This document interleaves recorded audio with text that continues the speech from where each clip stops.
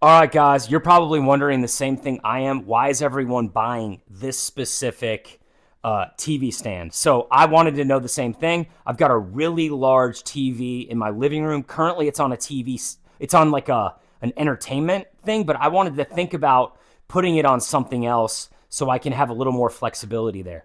First of all, I want to tell you this thing's very sturdy and very easy to build. I can show you. All I required was 2 screws in here, 2 screws down here, and then 2 screws right in here, and they are all the same kind of screw. That's going to be the same on both sides. The only variable is you have several different screw options depending on the type of television you have. So they're going to have you covered no matter what kind of TV you have, as long as it's in the 37-inch to 82-inch vibe.